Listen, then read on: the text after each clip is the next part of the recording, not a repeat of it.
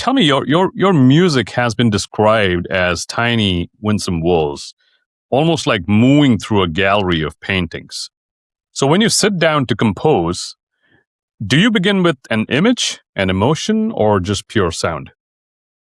Yeah, great question. I have a sort of a funny way of thinking about music that is very visual.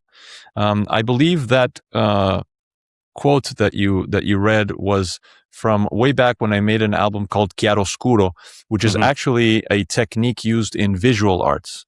Hmm. My mother is a painter. She doesn't paint much anymore these days, but she was a very good painter. And so I grew up around the visual arts. And Mm. to me, music has always been also very visual. Not always, but a lot of the time when I write music, I think of music as color. I've always, ever since I was a little kid, I see sort of visions in my mind, and then somehow they make sense musically. It's hard to Mhm. describe, but I do have a very visual sense of sound. It sounds strange when I say it, but it really is kind of like that. So I think that's where it comes from. So this piece, Chiaroscuro, I wanted to see if I could challenge myself to Mm. create a sonic or aural illusion, Right, right. kind of like the optical illusion that this technique chiaroscuro plays when you see like a fresco in a ceiling painting or whatever.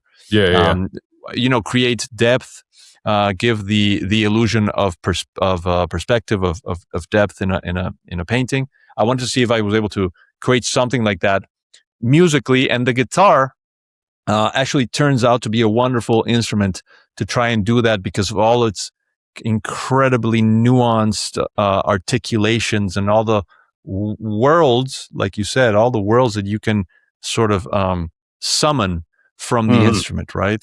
Depending on the way that you play it. So it's an instrument that lends itself very well to this type of exploration, I think. That's awesome. Okay.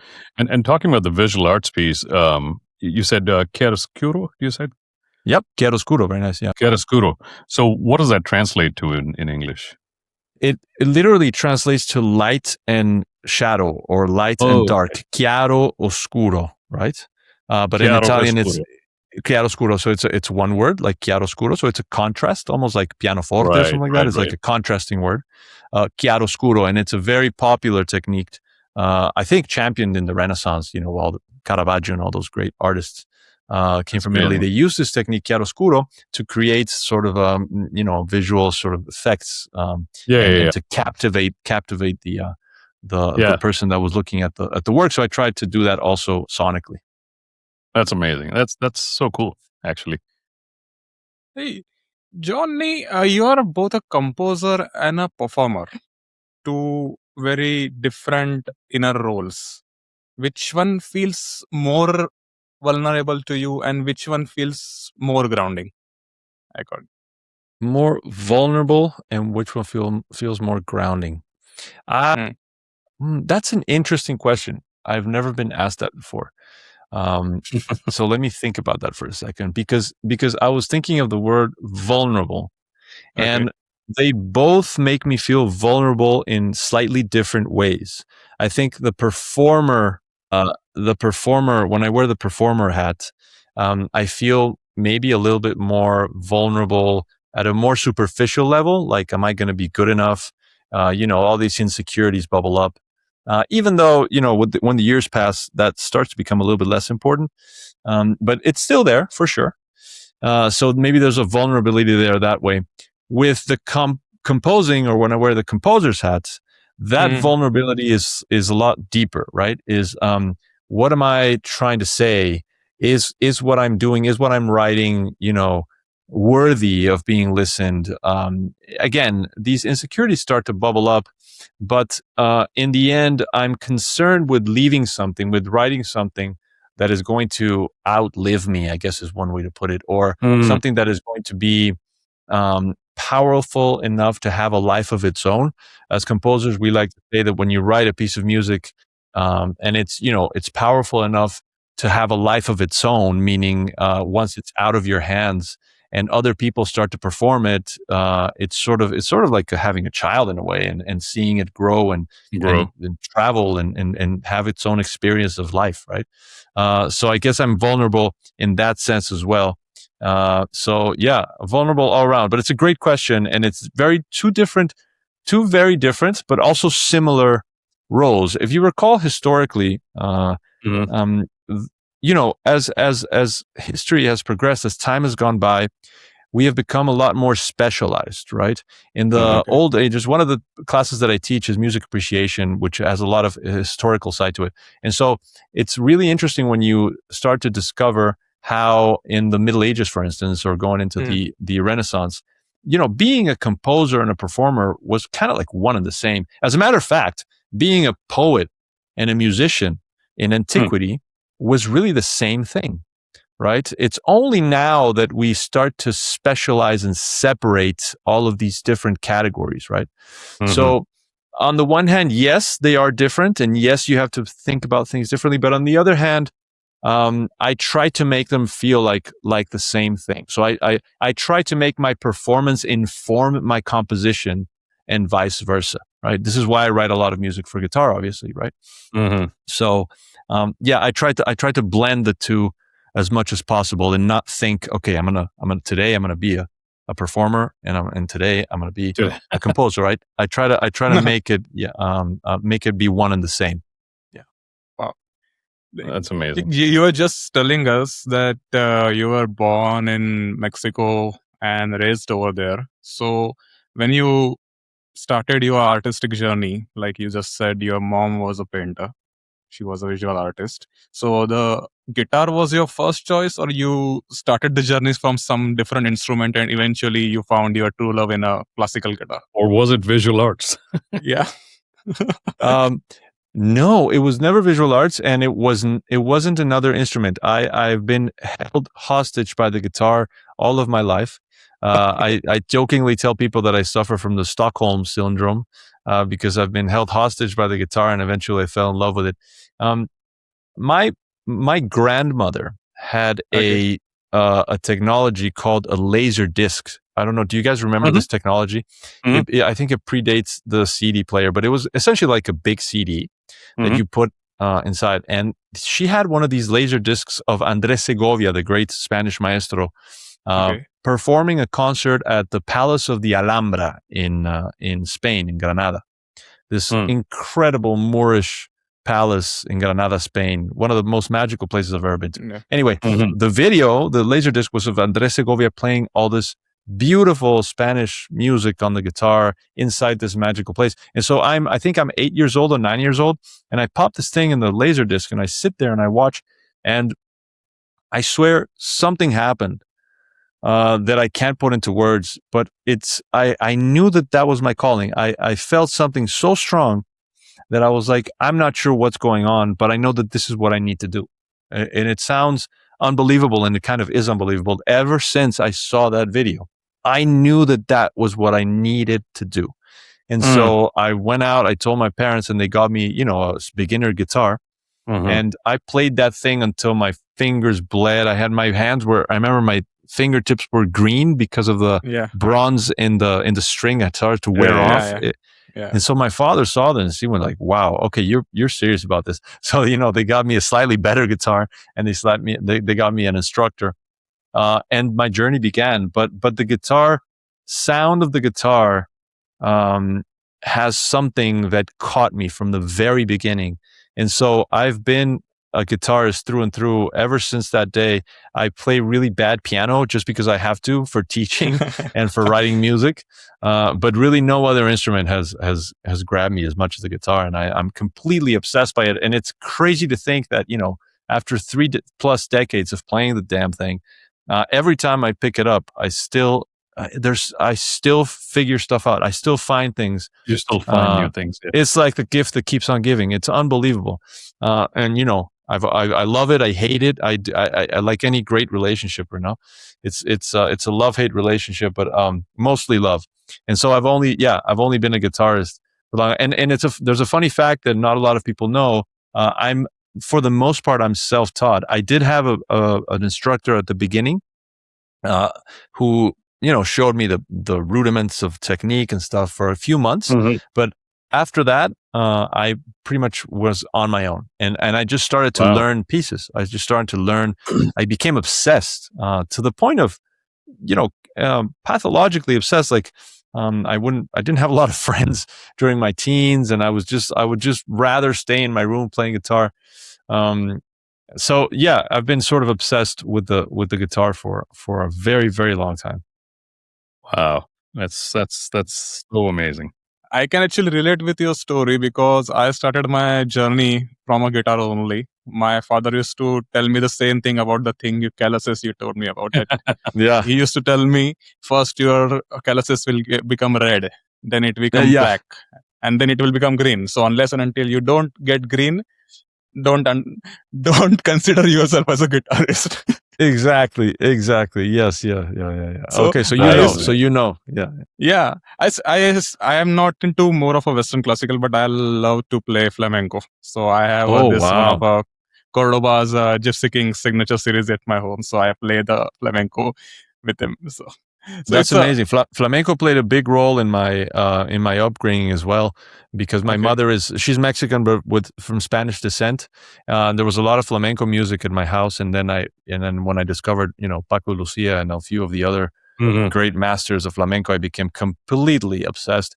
I never really I dabble in flamenco. I say that I can fake it. I can fake flamenco, okay? But I never really became like a flamenco player. I know some great flamenco players. So I can't say that I'm a flamenco player, but I'm in awe of the way that those people play. It's unbelievable, and I love flamenco music. Yeah, that's amazing. The one thing I would like to know about from your perspective, like many of the guitarist community also, they also don't know that the way of the classical guitar, the one you play, and the flamenco guitar, they are built differently. That few players know about this. So would you like to add on something about this from your own perspective? Yeah, absolutely. You're right. You're right. Let's just say that for the layperson or the person that is not very knowledgeable about guitar, they're kind of one and the same, right? As a matter of fact, there's a term like Spanish guitar, and so people think Spanish guitar. All Spanish guitars are made the same, right? The one that Segovia played and the one that Paco Lucia played are the same, and like you say, they're actually quite different in many ways. Flamenco guitars usually have a thinner body. Therefore have a slightly more metallic sound. There's also the technique of flamenco and classical are widely different. They're very, very different. Flamenco right hand uses all kinds of percussive. Let's not forget that flamenco guitar, before it became like a solo instrument, or before it became, like Paco Lucia is credited mostly but for turning the flamenco guitar into a solo instrument that would tour the world. Before, it was an accompaniment for singing and for dancing. So the guitarist's role was also the role of like a drummer, like a percussionist. So the right hand of the flamenco players have all this percussive things happening where they hit the board with this finger, they click on it like that, they slap on it on all kinds. So it's kind of like a drum. Playing a little bit of a drum, because they're playing the rhythm. Rhythm in flamenco is God. Whereas in classical music or in classical guitar, it's more about the tone. It's more about the phrasing. Got it. In flamenco, it's you have to hit the because they're dancing to it, right? Or they're singing to it. So you're the one keeping the beat. So yeah, very different instruments, different ways of playing it. Very, very different approaches to guitar. Even I have heard this story. I don't know how true it is, but they say the invention of this flamenco guitar and especially the cajon, it happened in the colonization of the Mexico, where they have been stripped from their instruments that you are not allowed to play. So people have invented this flamenco guitar. So they used to, where we, on a more of a technical term, we say the guitar strings, the height of the guitar string, we say that we don't like the buzz. When it comes buzz, we try to manage the action.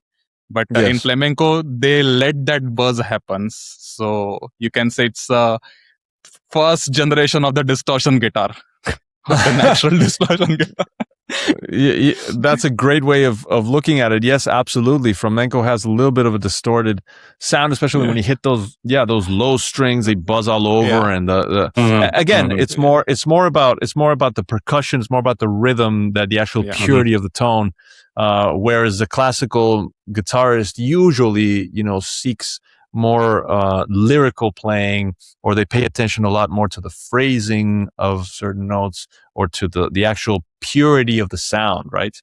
And there's good and bad things to both those approaches. I think there's a just medium.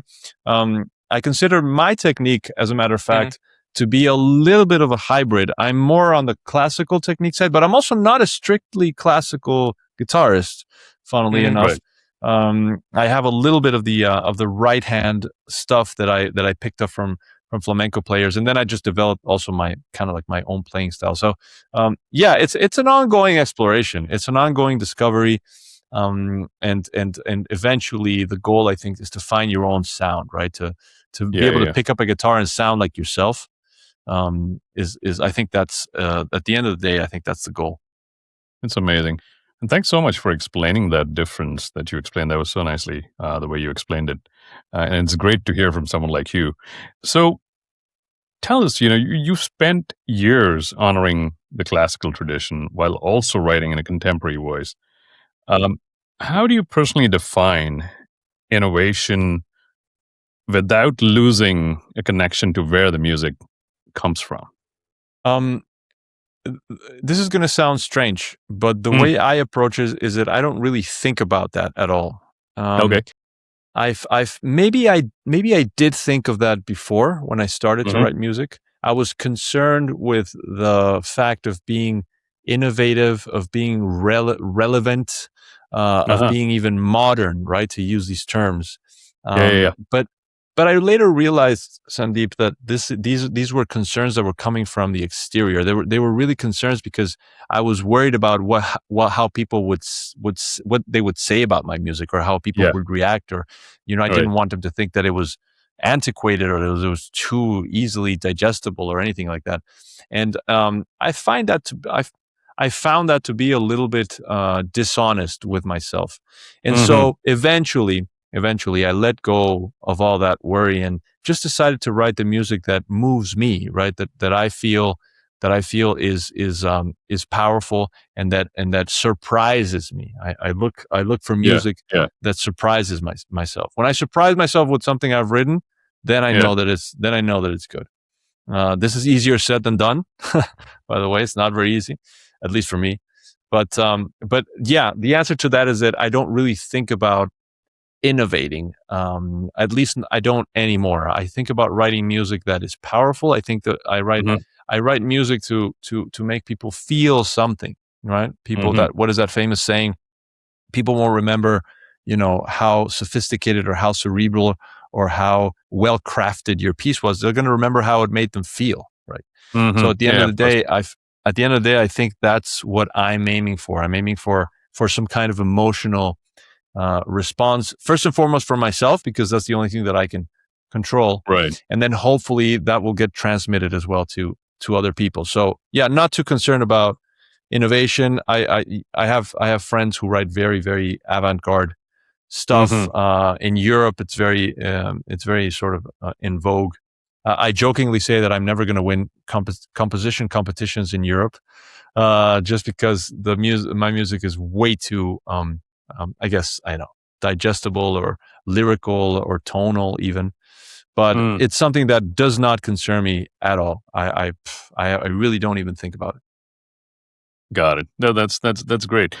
Do you think, though, since you teach a lot of folks as well, do you think a lot of people get caught in that circle of the whole exterior aspect? Like you say, what are people going to think? Do you think people still get caught into that? My God, yes, absolutely. I see a lot. I'm in academia, so that's the reason I asked that question. Of course, I see that a lot. Of course, I see some people.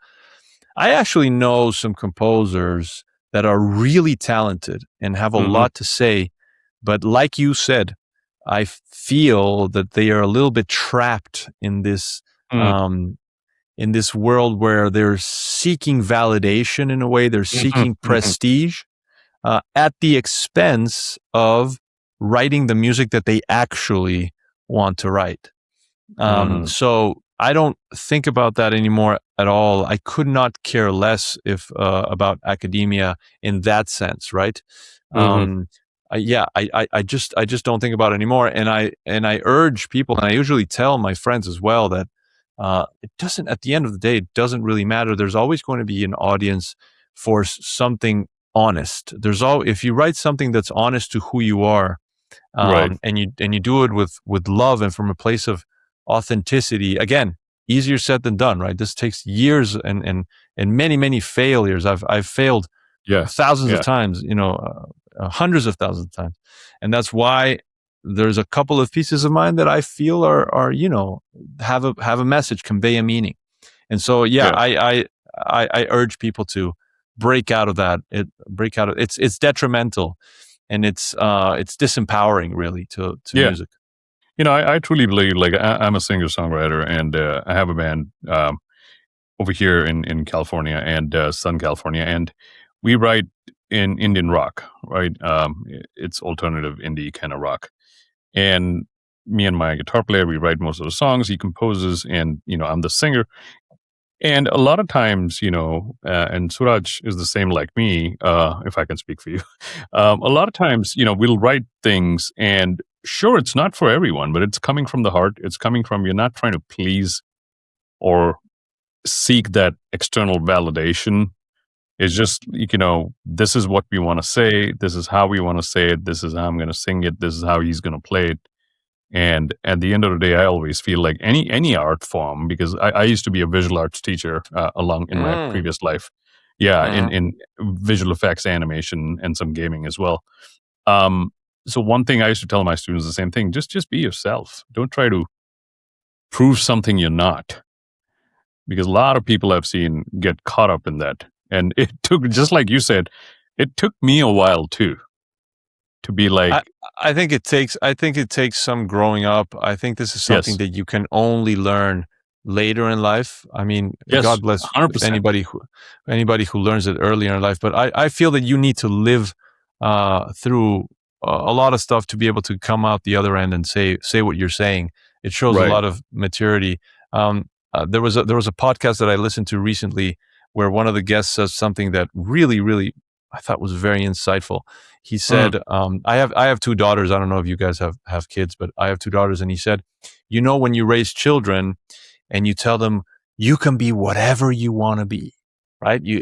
Feeling like you're empowering them to think that they can be whatever you want. I'm sure there's something positive about that, but he said that's really dangerous because first of all, that's not true. You can't be anybody that you want to be. And second of all, the real good advice or the real wise thing to say to your kid is you have to be yourself. You have to find who you really are and then be that to your fullest potential, right? Now, I understand you're not going to tell this to an 8-year-old. It's not going to get it, but I think it's related to what we're talking about, right? Eventually, I think life is a quest to finding oneself. And the more you work at this, the more you explore and you discover who you really are, I think the more at ease you become with who you are, what you can do, and just you try to hone your qualities and bring out the best that you can be. And in music, when you translate that to music, it becomes your own personal unique voice. That's why so many great composers, performers, musicians, whatever, you name it, sound like themselves. It was Eddie Van Halen's birthday yesterday. Talk about a guitarist who picked up a guitar and sounded, it doesn't matter what guitar, it sounded like Eddie Van Halen and nobody else.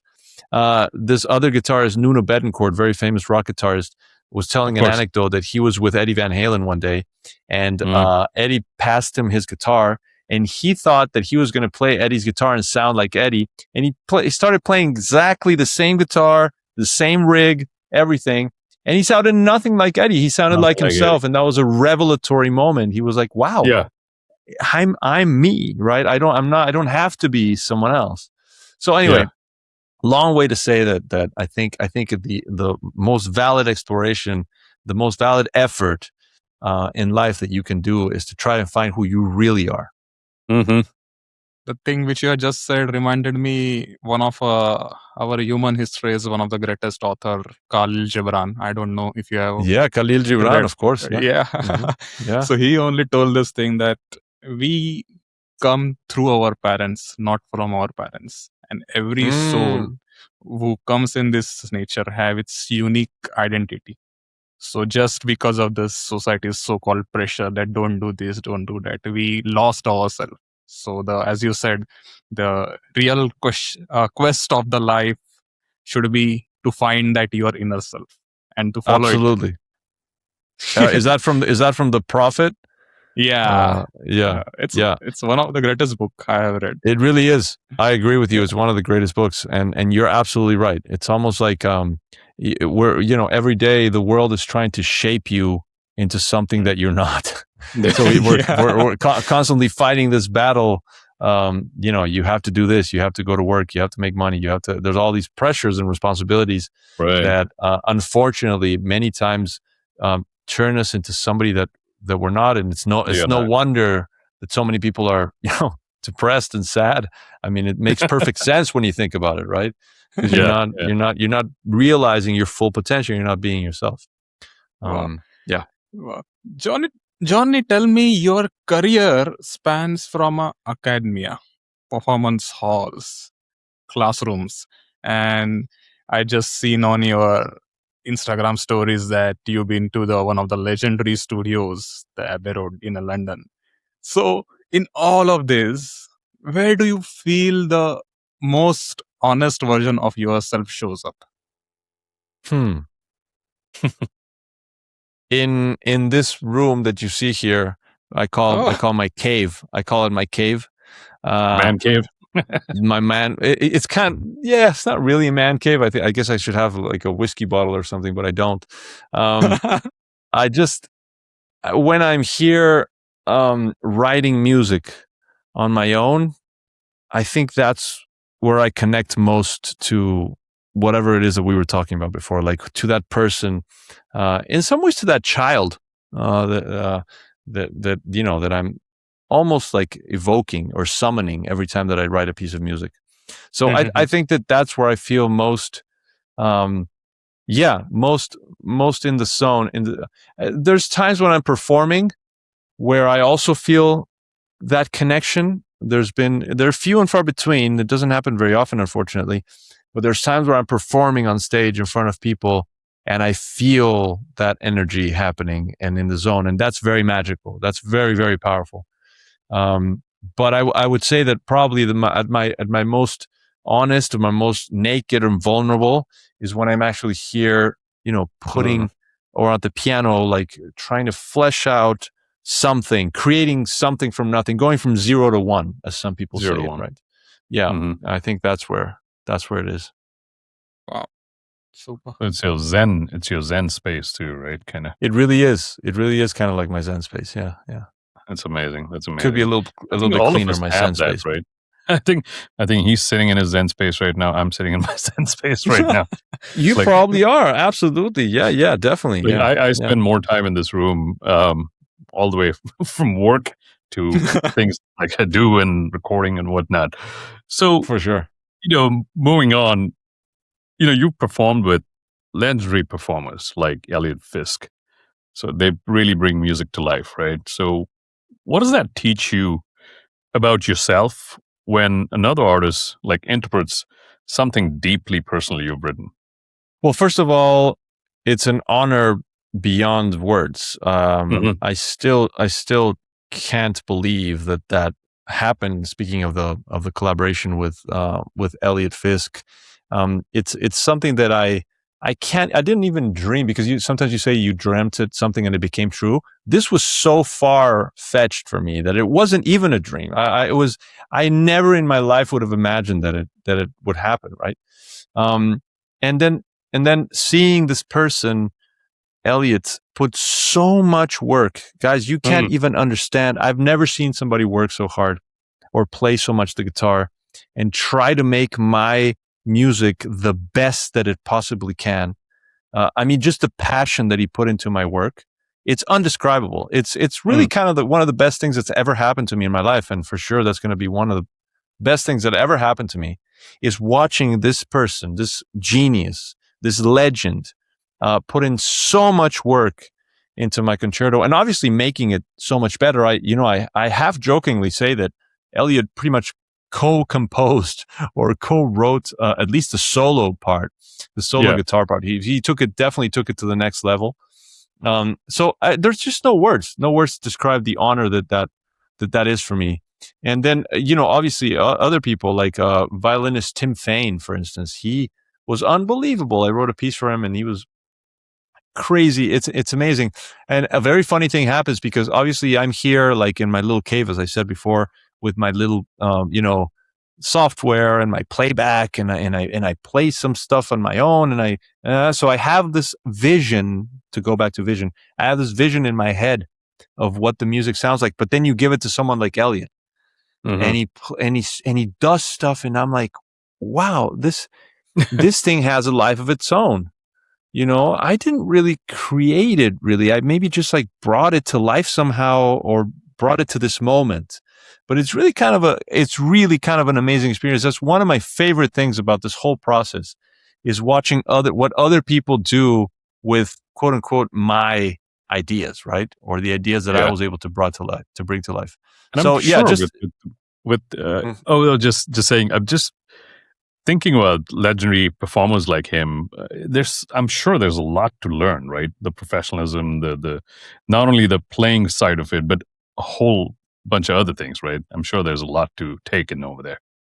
So much. It would be impossible to put it all in one in one podcast. But professionalism for sure, passion, dedication, obsession, the responsibility, the sense of responsibility that in the case of Elliot, that he has with bringing just the absolute best of himself to the audience. It almost feels unbelievable, like how much he cares. Like, I haven't seen anybody care about anything that much, let alone, music or art. It's crazy. It's unbelievable. In some ways, I felt that he cared more about my concerto than me in some moments. It was like, wait a second, this is unbelievable. He was texting me. I received texts at 3 in the morning, talking about an F sharp somewhere in measure 87 that he thought would sound better with it. And I'm like, this person is crazy. Like, this is my music, and look what he's doing with it. It's so it's really unbelievable. Yes, all of that, love, dedication, professionalism, respect for the music was a great thing that I learned from him. I also learned a lot of more technical and more down to earth things, like different ways of playing things on the guitar. Of course, he's sort of like a magician. This guy can play anything. So I knew that I usually say that the analogy, I had a Ferrari at my disposition. So obviously I made the most of it, right? Most of it. And then he took it to 6th and 7th and 8th gear.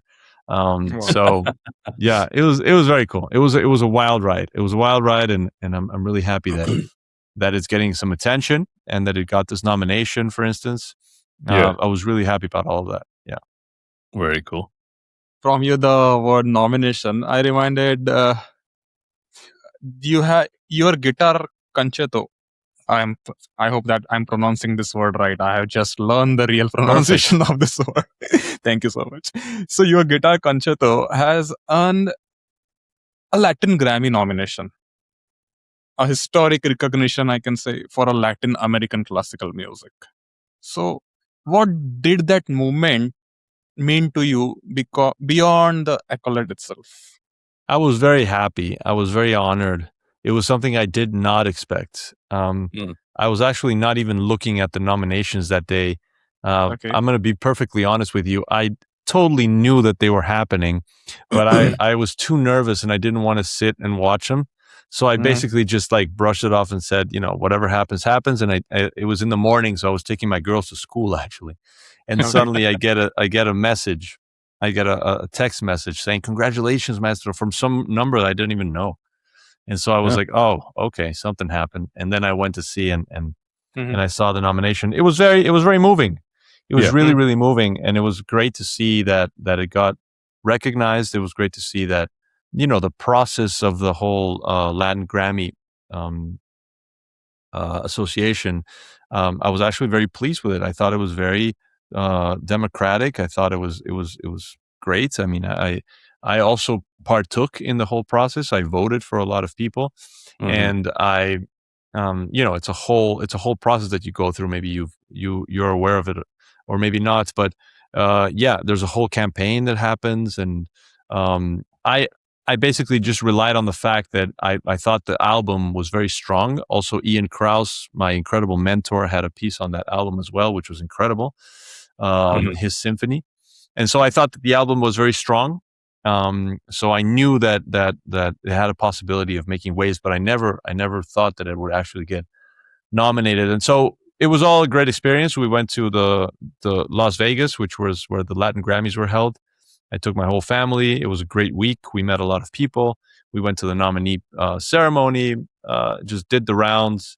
It was all in all, it was a great experience, very satisfying. Of course, I was really, really happy, and my family was very happy too.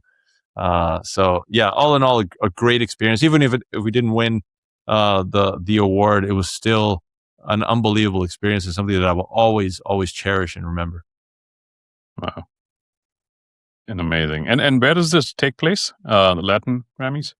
This year, this year the Latin Grammys were in Las Vegas. Okay.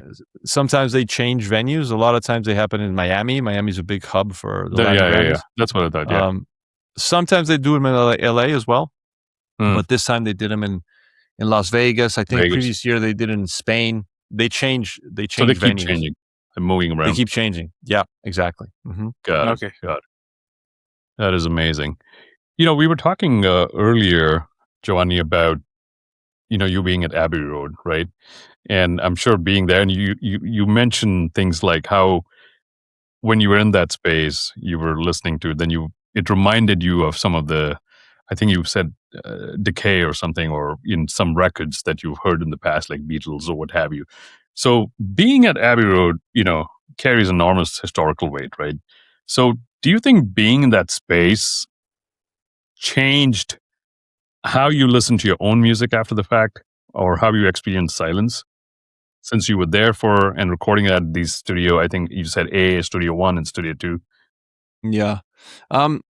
Maybe now that you mention it, maybe I'm a little bit more aware, and maybe have a little bit more, not respect, but more knowledge also about how important it is for a recording to have a particular sound. Because like you said, when I was listening to the orchestra play in Studio 1 at Abbey Road, every time that the sound would decay and a take would end, I could identify the sound of that room from all those legendary recordings that happened there, right? So it's like I recognized what the room sounded like. The room has a specific sound, which makes that place very magical. So yes, absolutely. Now I pay more attention, I think, or factor in the sound that can actually happen when you record in space like that. I've always taken great care, and I have great engineer friends, music engineers and mixing engineers and mastering engineers as well.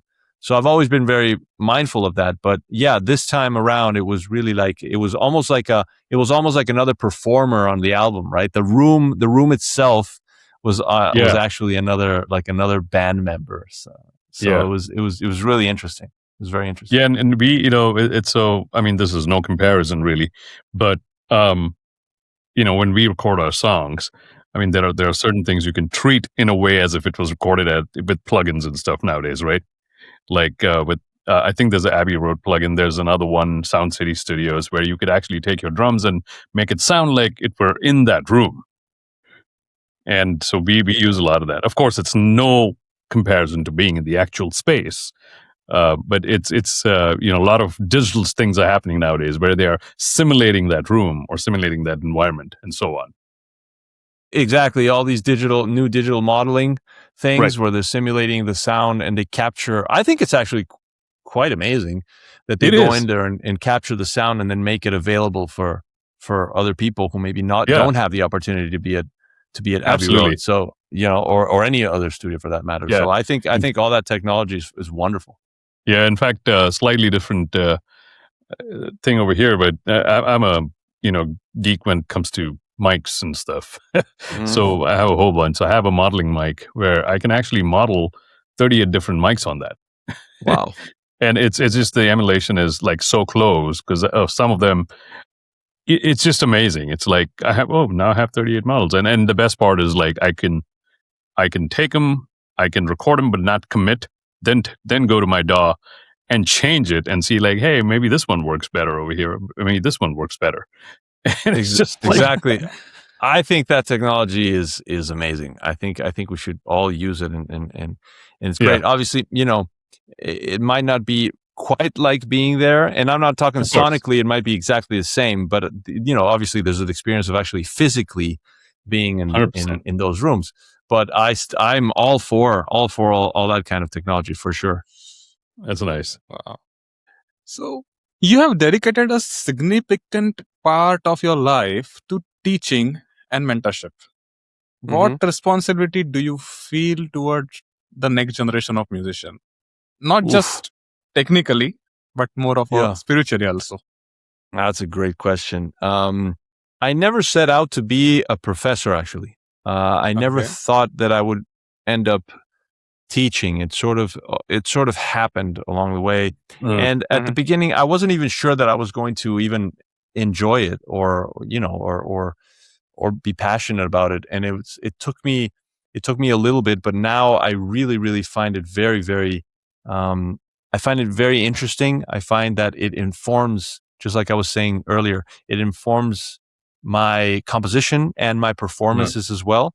I teach music theory, but I also teach music appreciation, which I've grown to really love, because it also reminds me of all the great music that I don't have time to listen to on my own. So I end up teaching it, and therefore like reliving it as well. And there's something funny that happens. I don't know if either of you teach, but when you teach a subject, it's really kind of like learning that subject deeply, right? Yeah. Teaching.